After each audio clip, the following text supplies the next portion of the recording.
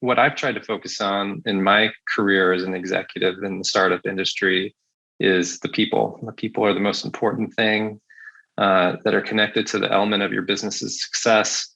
Those relationships that you build with those individuals will last beyond your startup and affect the rest of your career and the rest of your life. So I really focus on building an environment where people feel valued. Hello, everyone, and welcome to Profit to the People, the official podcast of Republic, where we believe you have the power to invest in the future you believe in. I'm your host, Lisa Carmen Wang, head of brand at Republic, and I'll be taking you behind the scenes to meet the team, the founders, and investors in our community who share their insights on the future of investing and how they're bringing profit back to the people. To learn more about how you can invest, head over to republic.co and follow us on all socials at Join Republic and at Lisa Carmen Wang. Today, I'm here with David Allen, the former co-founder and COO of Trusst, the mental health app for on-demand text-based therapy that's been recently acquired by K-Health, the virtual primary care platform providing affordable, personalized healthcare for millions of adults and children. Now, as a senior director of mental health at K-Health, David's goal is to integrate virtual therapy with K-Health's primary care platform to make the first truly integrated telehealth service. David, welcome to Profit to the People. Thanks, Lisa. Excited to be here. Awesome. So I want to talk today about the state of mental health, the innovations happening in the space, and why it's so important to be investing in the future of mental health. So let's get started and just hear a little bit about your background and what made you dedicate the last few years of your life building a company within the mental health space. It's a great question, Lisa. I think the primary passion behind Trusst and now the primary passion behind K-Therapy is to bring mental health services to underserved populations. One of the huge challenges that we're facing in the United States is the shortage of therapists. Some studies show that by the year 2025, the United States will be up to about 250,000 therapists short of demand. And so the real challenge is, how do we create capacity where it doesn't exist? And the idea behind Trusst was to build an asynchronous platform that could build more capacity and allow therapists to become, in some ways, a super therapist and to be able to see 10 to 15 times as many patients as they would in a normal brick and mortar model. So we're really excited through the acquisition to be able to bring this service to millions of users through K's platform. Awesome. And do you have a personal story as to why this was something that you felt was really important to spend your time on as a founder? Yeah, I think we all have a personal story about how mental health challenges have affected our own personal lives and our families. I certainly have had friends that have struggled for years with mental health challenges. And I think coming from a background where, my family was fairly low middle class as far as our economic resources were concerned, it really wasn't ever an option for people in my family or from my friends to see a licensed therapist. And one of the things we're doing through Trusst and now through K-Therapy is really lowering that cost barrier and trying to make therapy accessible to everyone, regardless of their economic circumstances. Yeah, it's amazing. And I mean, I think more and more, especially as COVID has shown, that sort of ability to just talk to someone is so important for people to just even be able to stay sane and function in such a crazy world. Could you walk me through the user experience, actually, of how people access mental health providers and what kind of service they expect? Absolutely. So the K-Therapy model is really built on an idea of stepped care. We realize that it's a pretty big mental and sometimes financial commitment to sit down and say, hey, I need therapy and I'm ready to pay for it. And, I want to go directly to connecting with a clinician. So what we've done inside of our app is we've created a freemium model where users can come in and they can receive free help through interactive educational materials. A lot of those being built by some of the subject area experts across the country in terms of shyness or anxiety or PTSD. And They can also interact with our AI therapy bot inside of the app that can help them find those materials that might be helpful for them. And then after some of that self-exploration, if they say, I do think I need somebody to talk to, we can connect them with a therapist that's licensed in their state. And in terms of, for a lot of people who have never gone to a therapist, what do you think are some of the common mental barriers or questions that people might have around like hesitating starting? Yeah, one of the great things about telemedicine-based therapy is it removes the stigma barrier. A lot of people don't want to be associated with therapy. They don't want to be seen going into a therapist's office. And really the anonymity that our platform provides helps kind of wipe away that barrier. We see a lot of other barriers connected to distance from a licensed therapist availability, costs that I mentioned previously. And the other great thing that telemedicine can do is it can also help you find a therapist that better suits your specific needs. So for instance, we have a therapist on our app who specializes in issues like gender transitions. And she's one of the only therapists in the country that specializes in that. But through our app, she's been able to connect to people across the country.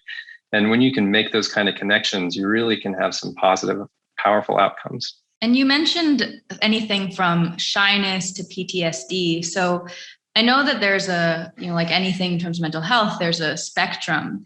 And for someone who might feel like, I don't feel like I have a big problem, but maybe there's some little things, like at what point should someone, let's say someone who's shy, or someone who feels like they have imposter syndrome, is that something that they would go to the platform for? Absolutely. I mean, I think anytime somebody is feeling isolated about an issue or feeling that their mood is regularly depressed about something, that's something that is a good place for therapy to step in and to lend a supporting hand. We find that a lot of individuals who don't have a regular, strong support network in their lives really benefit from therapy. I think that it's also good to expand your network in a way where you don't feel like you have to always be burdening your friends and your family, and you can go outside and kind of expand that circle of support around yourself. And telemedicine is great for that. Mm. And I read that nearly 70% of physical ailments have a mental health component. But the problem is a lot of primary care doctors don't know who to refer their patients to. So can you tell me about how you have vetted the mental health practitioners who are on the platform? Yeah, great question. One of the unique things about K Therapy is that we have the only nationally certified training for telehealth providers in the area of therapy. All of our therapists go through a 3-hour training on best practices on message-based therapy led by some of our nation's experts. And then we also work really hard through the training process to make sure that we are vetting and credentialing all of our therapists as they come in. We make sure to stay in contact with them and provide support as clinical issues arrive, and really try to create a community around our therapists so they can help each other out and support each other through this type of practice. Any big changes since the acquisition? A lot of new faces to learn every day. But our ethos and our mission match up so well with the team at K Therapy. We're all focused on lowering price barriers. We're focused on serving underserved communities.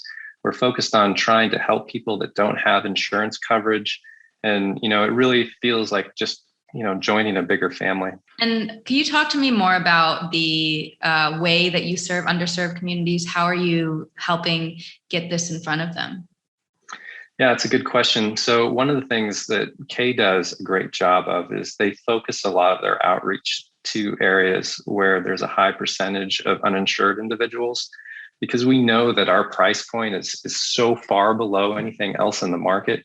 And those individuals really need a primary care resource. They need behavioral health resources, but they're not able to afford them through traditional channels. And so unfortunately, a lot of underserved areas, touch on populations that, don't receive care in other areas as well. So really through that targeting that underserved insurance population, I think we're reaching a really interesting subset of users. Yeah. And how do you keep the prices so affordable? That's kind of secret sauce, Lisa. But I think that, our goal as a company right now is to reach as many users as possible. And I think the profit motive is a little secondary at the moment. As I mentioned before, the asynchronous model allows us to reach a lot more users than you normally would be able to in a brick and mortar practice. And that allows us to drive costs down significantly. So if someone wanted to get started today, right, they've been thinking about potentially reaching out to a therapist, and then they're like, okay, how do I get started? Yeah, so the K therapy system is going to be stood up within the K ecosystem sometime in the third quarter of this year. Well, I guess we're moving into the fourth quarter now, but it's going to be announced fairly soon. And the point that we go live, the service will be available for $79 a month for anyone who wants to sign up to the service. And if they're already a K primary care member, the price goes all the way down to $49 a month. And most of the competition in the therapy space is at $200 to $350 or higher. And so being able to provide the service at this price point is really pretty revolutionary for our country. Definitely. And what does that price point get you? Just access on on-demand text? Yeah. So the way the K therapy system works is that if you want to connect with a clinician, you'll go through the process of identifying the state of your primary residency. We'll show you a list of therapists that are licensed in that state, and then you can browse through that list of clinicians by their specialty area. So say I'm looking for somebody who has experience in relationship or marriage services. I should be able to find somebody with that specialty, or depression and anxiety. Once you connect with your therapist is available to message with you Monday through Friday, 9 to 5. We guarantee a response to all messages within 24 hours, but really the average response time is 2 to 3 hours. And if you happen to catch them when they're live on the platform, it's even quicker. And the great thing about this service, it's really a new, different modality. So generally in traditional therapy, you'll have an appointment once a month or maybe once every couple of weeks. And you have to come into that hour with your therapist and you have to unload everything that happened to you over the course of that previous month or several weeks and try to kind of relive those emotions that you had in the past. On our platform, if you imagine that you just broke up with a significant other, you can sit down at that moment and share your feelings with the therapist and then get a response in a couple hours and process it in real time when you're going through those emotions. And it really leads to an ongoing conversation with your therapist that can have some really amazing outcomes. And do you find then that even just texting with someone can fill that gap of speaking to a therapist?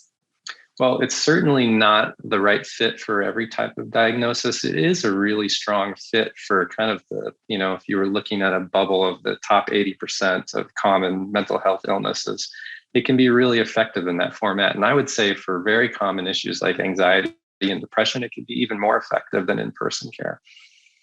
Why is that?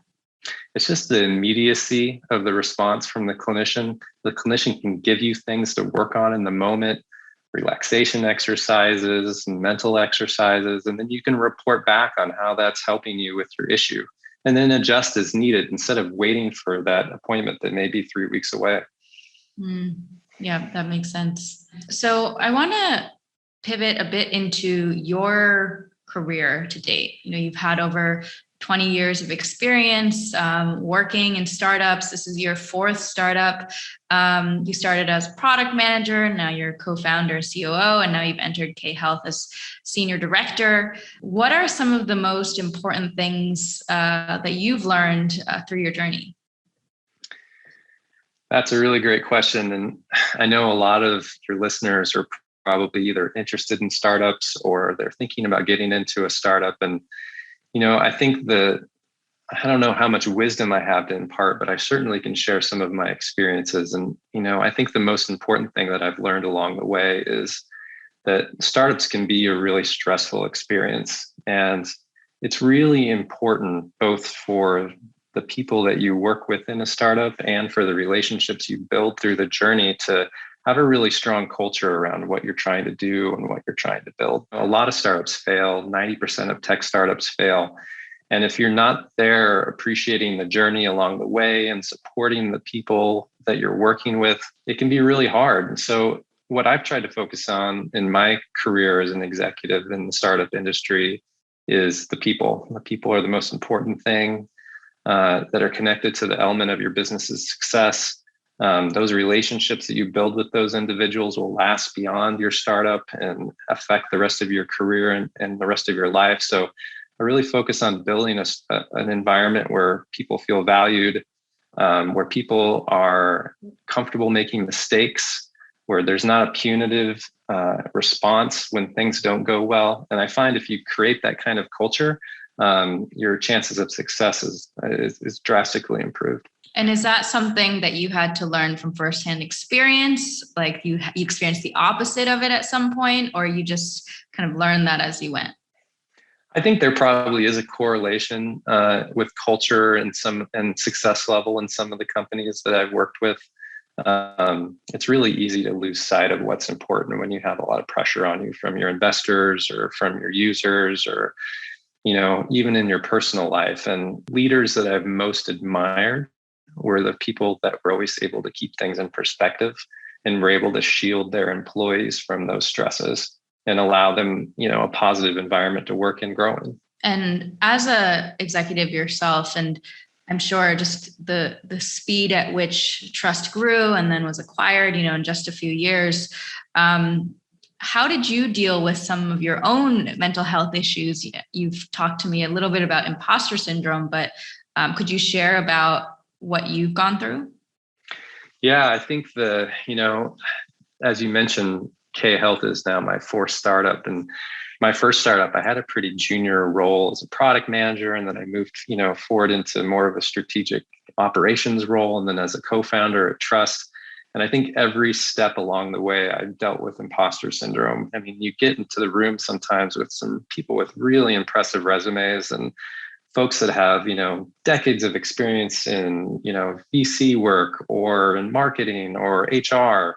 And I'm trying to wear like 15 different hats in these little startups that I'm working in and trying to feel like I belong in these conversations. And I think one of the things that helped me with my own personal confidence level over time was being comfortable admitting when I had gaps in my knowledge, asking for help. I think people respond really well to that. They respond much better to, someone asking for someone to help collaborate with them on a project than somebody pretending that they know what they're doing. Because honestly, a lot of the times I had no idea what I was doing at Trusst. And, it was just a process every day of, here's 5 things I need to accomplish today. And I've never done any of these things. And a lot of times it was just about reaching out for help, for people to be mentors for me, to kind of help me through each of those challenges. Were you able to use some of the Trusst services? Yeah, absolutely. And we encouraged all of our employees to use the platform if they were struggling with something. And I think outside of just the mental health benefits of being able to connect with the therapist, it also helped our team really understand the product, the places where we could improve. Some of our best ideas for features came out of those personal therapy sessions.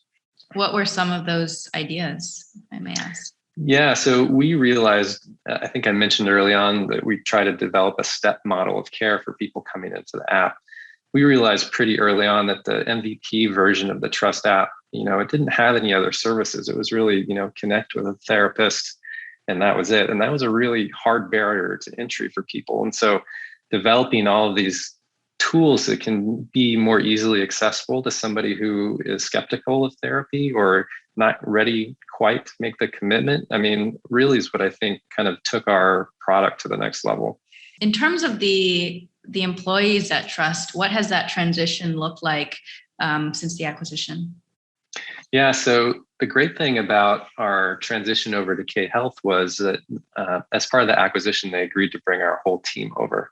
And I have to say that the team that I worked with at Trusst is by far the most amazing group of individuals that I've ever worked with in my life. And, if you talk about inflection points in an organization's history, almost all of our biggest inflection points came from finding the right people to take the right positions at the right time. Like, for instance, our product manager, Zoe Snow, is literally the most brilliant individual I've ever met in my life. And there's no way Trust would have succeeded without her. Now she is just killing it at K. And it's so exciting to see her take that next step in her career. What is it that you looked for when you were hiring those employees that you think led to the success of such a great team? Yeah, that's a really great question. I have pretty, specific ideas about the type of people that succeed in a startup environment. There is a lot of uncertainty that comes with working at a startup. There's not a lot of structure in place. You're often asked to do things that, are completely outside of your wheelhouse. And so you need to find people that are really flexible thinkers, people that are willing to take risks, people that have shown success in other stages of their career. But, the things that I don't really care that much about is direct experience. Sometimes it doesn't matter if you've, worked for multiple startups or if you have a background in product management, for instance. Those things can all be taught, but you can't teach the flexible mindset, being able to think quickly on your feet, being resilient when failures occur. So those are the kind of things that I try to discover when I interview somebody for a position. Any specific questions that you can think of, or how exactly do you kind of vet that out in an interview? A lot of times when I interview people, I like to ask really difficult questions because it gives you a pretty good idea of how they respond under pressure. And so when I ask difficult questions, I try to look at someone's resume and say, what is the weakest point about this individual's candidacy? And then I kind of hone in on those things to see, can they accept their weaknesses? Can they acknowledge they have room for growth? Can they respond to questions with a level of kind of equanimity and calmness, even if they know they're being pressed? And I feel like some of those, it doesn't necessarily always matter what the person says, but sometimes it matters the grace with which they're able to say it. Yeah, I really like that. The grace with which people say things. I often say that it's not about what they say, it's about how they say it. And it's that energetic exchange. I'm not a big fan of faking it till you make it. I think it's like you have to believe it until you become it. And so that believing is much more of that, I think, authentic energy and the grace that you mentioned. Yeah, absolutely. So when it comes to your campaign, you're part of the Republic family. You guys raised your Reg CF crowdfunding round on Republic. Tell us about that process and what that was like. This was my first experience with crowdfunding. And, I would imagine most of the companies that come to Republic, it's probably their founders' first experience with crowdfunding because it's a fairly new mechanism in the investing community. Our experience with Republic was amazing. And it wasn't necessarily amazing for the reasons that we were looking at when we selected the platform. So, when we first came to Republic, the idea was that we needed to raise some bridge funding to get ready to kind of really launch Trust to a national audience. And so, of course, we were focused on how much can we raise on Republic and how is that going to help with our goals. But what I didn't realize going in was all of the kind of ancillary benefits that come from the experience. So I think the first thing that I would really encourage other founders to think about is the benefits of really having to sharpen your pencils to get ready for a crowdfunding process can be really beneficial in other areas of your operations. You have to vet all your financials. You have to go through your pitch again. You have to come up with, promotional videos to help explain your product. And going through that process prepared us for conversations outside of Republic in ways that we couldn't have never expected. And essentially having that really polished pitch deck up on our page, introduced us to partners across the country. And that was really, really amazing for us. I also didn't realize how emotionally impactful it would be to connect with investors through the platform, people that really believed in our mission, believed in what we were doing. The conversations we had through the discussion boards on Republic were great. A lot of people weren't investing in us because they were looking for some huge return. They were investing in us because they had a personal story of a loved one that struggled with mental illness. Those kind of things are the things that really get you excited about what you're doing and give you the motivation as a startup to push through days that are really difficult. And so those are the pieces that I loved about Republic. The money that we raised was great, but the hidden benefits to the growth of our business and connecting with users that were really passionate, that was really the best part for me. How was the Republic investor community supportive, or any help that they were able to provide to help get you to where you are today? I think the most help came from the internal team at Republic. As a really tiny startup trying to navigate the crowdfunding process, we had a lot of questions about, dealing with legal issues and making sure that we were, getting our financials in order and making sure we're communicating to our investors in the proper way. And, I really felt that the internal team at Republic was great as far as that was concerned. The other great thing that the Republic team does is there's a lot of marketing efforts inside to draw awareness to your campaign. They push out a lot of information to accredited investors and unaccredited investors that might be interested in you. If we hadn't gone forward with the K acquisition, I think there were doors waiting for us to open that maybe would have led to a Series A round for people who were first introduced to us through Republic. So walking away with a multitude of options is, really a pretty amazing outcome for us. Yeah, it's incredible. Anything that you would have done differently? No, I don't think so. I don't think you can argue with the outcome. So I think we just have to be happy with how we struggled through along the way. Sometimes the struggle is just part of the journey, and you have to accept it. Yeah, absolutely. It's an incredible outcome, and I'm personally very excited to try out the service as well.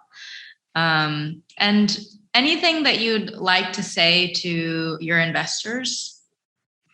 Just thank you for the support. We're excited that, you got to be part of the journey with us. And, on day one, when we launched the campaign on Republic, and, I was sitting there at the computer, I was like, oh, no one's going to invest with us.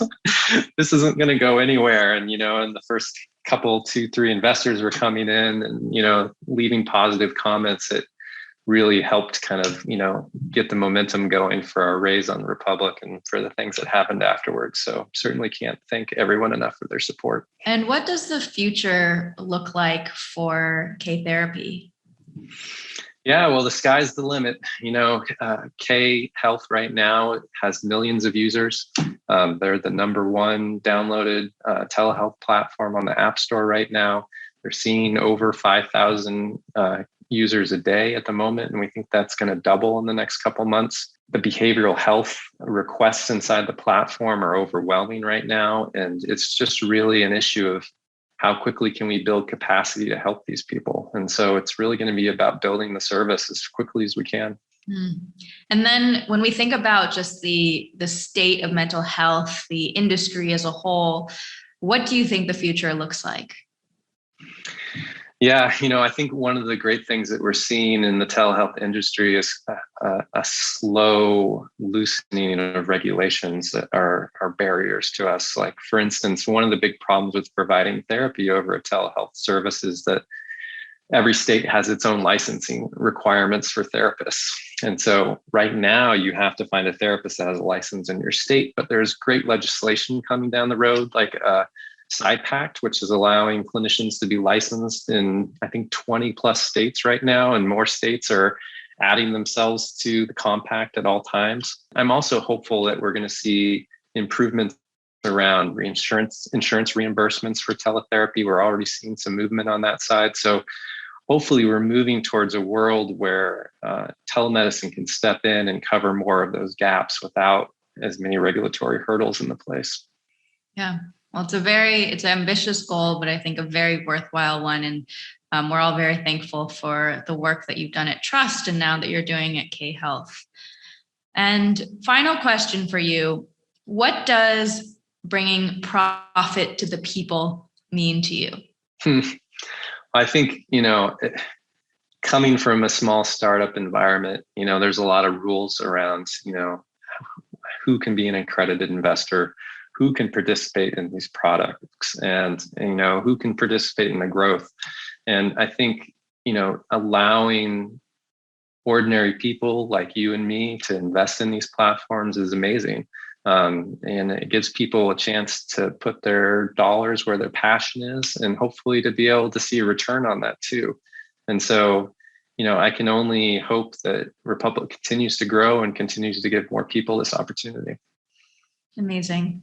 Well, thank you so much. And we are very grateful to have you as part of the Republic family. And we're excited to continue bringing profit to the people and to see where K-Therapy and K-Health goes. Thank you for all your support. This podcast is provided for educational purposes only by Republic and Republic.co. Nothing discussed should be construed as legal, tax, accounting, or investment advice. The views of the presenters may not be the views of Republic and its affiliates. Always consult with trusted professional advisors before making investments. Private investments are inherently illiquid and may result in a total loss. All rights reserved.